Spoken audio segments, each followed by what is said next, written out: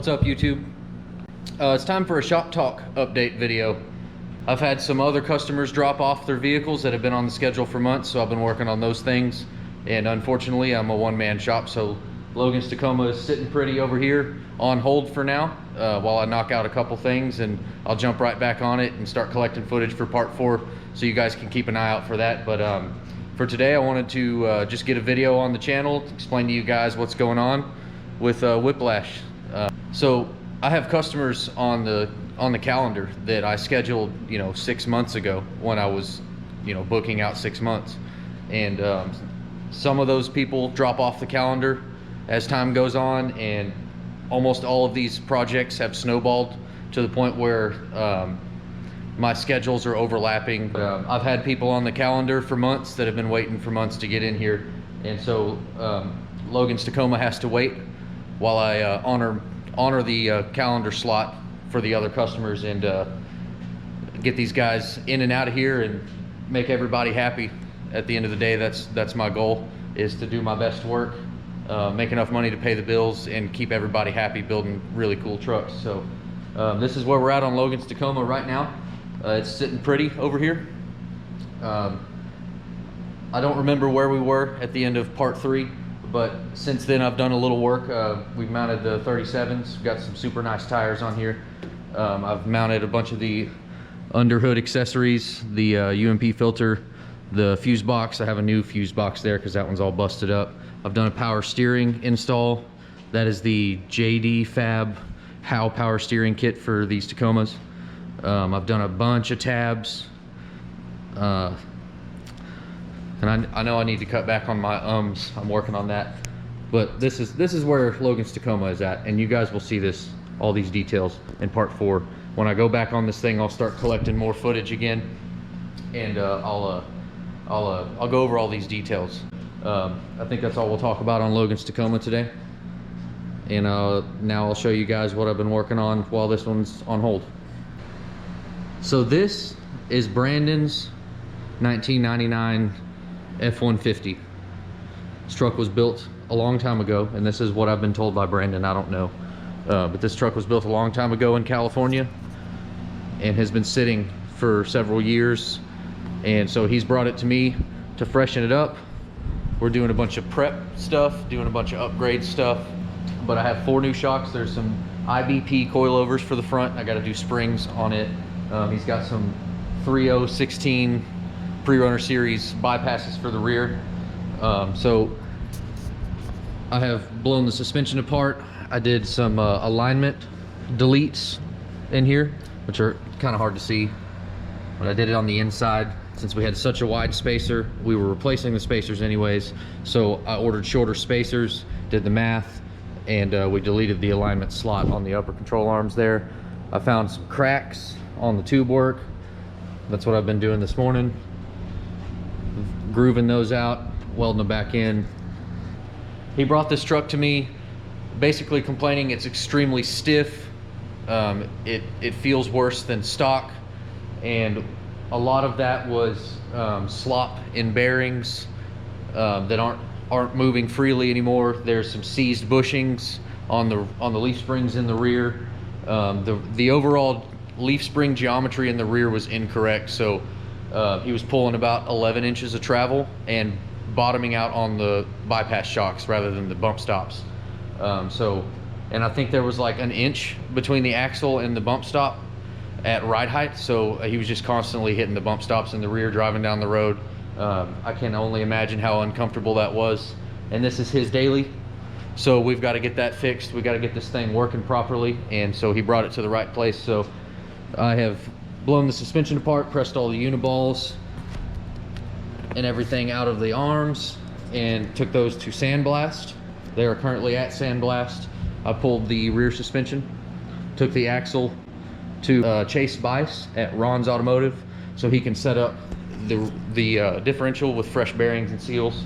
Let's see what else. I had to cut the leaf spring perches, the shackle hangers. Had to cut them off because the sleeves were so seized in there, and I'll show you right now. So that sleeve for the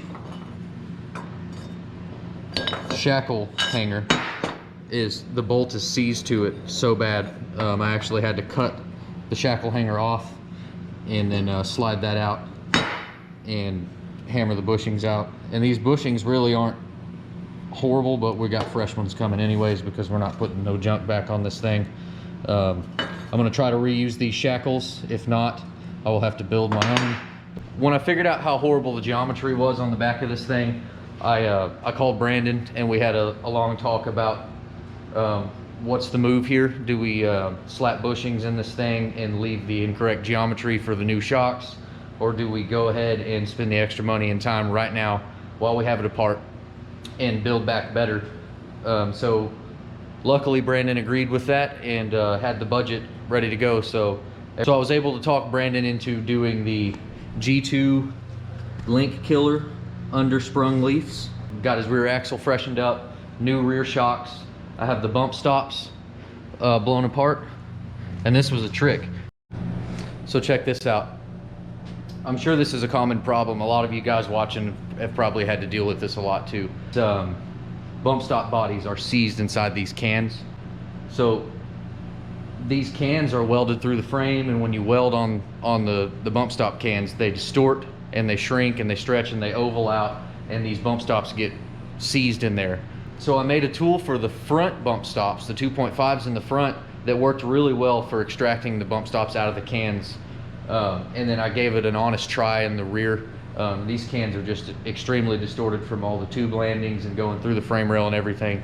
So I'm not going to be able to get the bump stop bodies out of these cans. So I'm rebuilding these bump stops in place. I am able to rebuild it upside down and refill the oil through the Schrader and the top and bleed it the same as I would on the bench. So I was not able to get this aluminum shaft end out of the old shaft on this one without damaging it, so I have a new one on the way.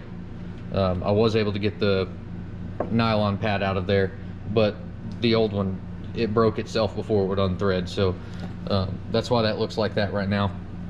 So I have the rear bump stops rebuilt, waiting on that part. I will reassemble those on the truck.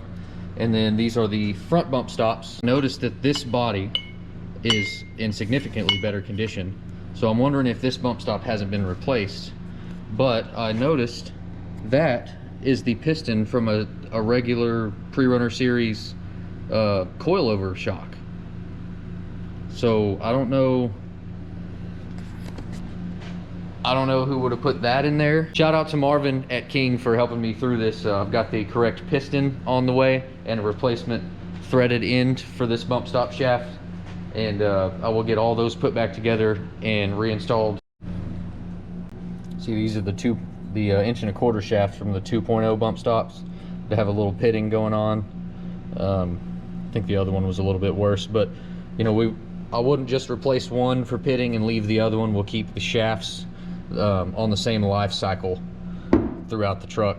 Don't mind the power valve assembly here for this 01 KX250. This is my buddy's dirt bike.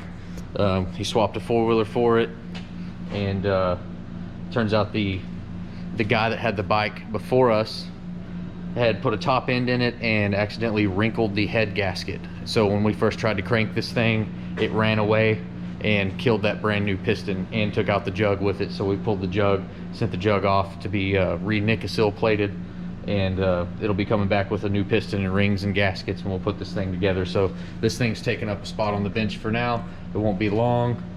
We'll slap that sucker together and we'll be back to riding. But that's a whole nother topic. It's just another thing that keeps me busy around here on Sundays.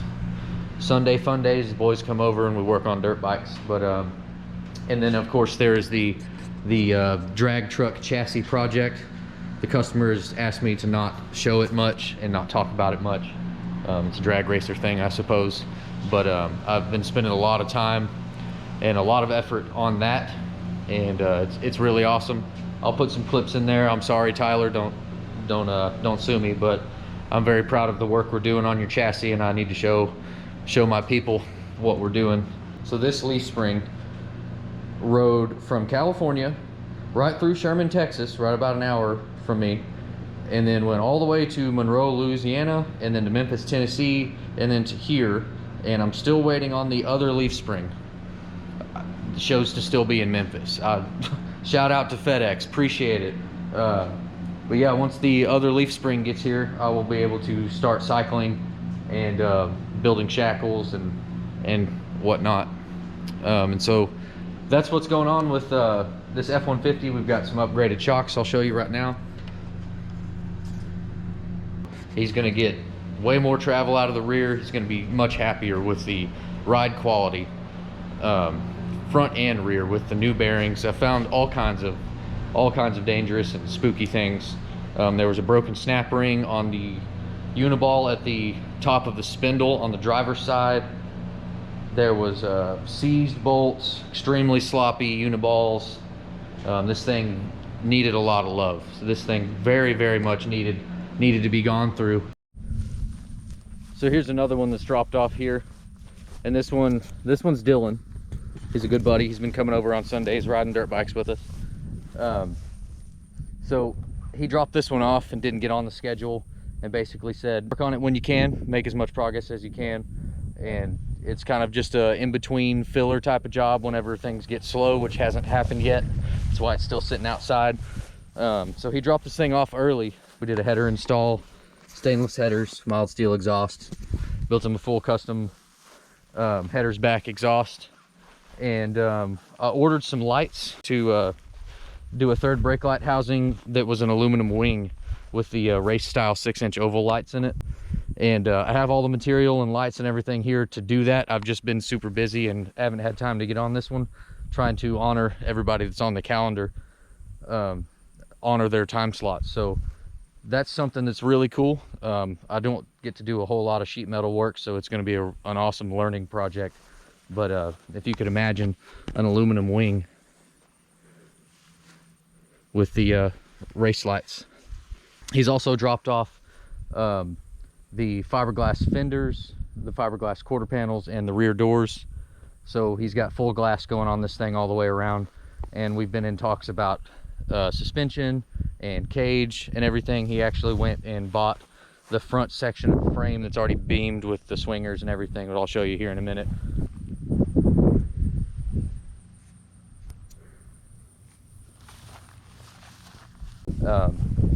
But now we're talking about, should we just put a Ranger cab on that front section of frame and then back half and link it, or should we try to section that into the Explorer frame? But we have plenty of time to figure that out. So that's just another one of the projects that's dropped off here that you guys will eventually see. But yeah, I think that's a wrap for the video today. Thank you guys for watching through to the end while I talk about what's going on in the shop. As you can see, I'm pretty busy. I've got this one blown apart, and I should get this one wrapped up here in 2 or 3 weeks, and I'll be back onto Logan's Tacoma collecting footage for part 4. And I'll spend a few weeks on Logan's Tacoma, and then I will come off of it for a few weeks to work on the drag truck chassis project. And I've got Spanky's Class 5 bug coming in here in a month or so for a complete front end. So, you know, I'll be bouncing around. I like to do 2 or 3 weeks at a time on each project, just to give everybody a good run. I'm staying busy every day. Got a lot of pressing uniballs and painting things to do, and then I'll be back on Logan's Tacoma for a few weeks and start collecting footage for part 4. So I guess I'll see you guys there in part 4. Thanks for watching.